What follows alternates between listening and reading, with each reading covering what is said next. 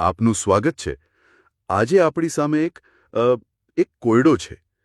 આપણા શરીરમાં 24 કલાક ચાલતી શ્વસનની ક્રિયા અને બીજી બાજુ કોલસાના ઢગલાને સળગાવવાની ક્રિયા. આ બંનેમાં શું સામ્યતા હોઈ શકે? હા, વિચારવા જેવી વાત છે. એક સંપૂર્ણપણે જૈવિક છે, બીજી કહી શકાય કે યાંત્રિક. બરાબર. એક જીવંત છે, બીજી નિર્જીવ. છતાં જવાબ કદાચ તમને આશ્ચર્યમાં મૂકી દેશે. આ રહસ્યને ઉકેલવા માટે આપણી પાસે રસાયણ વિજ્ઞાનના પાઠ્યપુસ્તકના કેટલાક અંશો છે અને આજે આપણે આ સ્ત્રોતોમાં ઊંડા ઉતરીને પરમાણુ સ્તરે શું ચાલી રહ્યું છે તે સમજવાનો પ્રયત્ન કરીશું. અને આ સફર શરૂ કરતા પહેલા એક પાયાનો નિયમ યાદ રાખવો ખૂબ જરૂરી છે.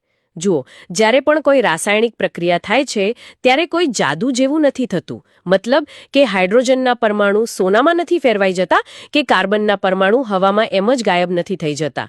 સ્ત્રોતો એકદમ સ્પષ્ટ કહે છે કે આ બધો ખેલ પરમાણુઓની પુનર્ગોઠવણીનો છે.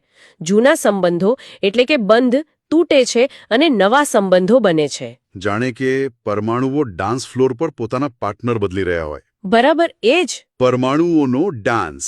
વાહ! આ વિચાર સાથે તો આખો વિષય જ રસપ્રદ બની ગયો. તો ચાલો આ ડાન્સનો પહેલો સ્ટેપ જોઈએ. આપણા સ્ત્રોતમાં એક પ્રવૃત્તિ આપી છે. એક કાચના બીકરમાં થોડો કડી ચૂનો લેવાનો છે.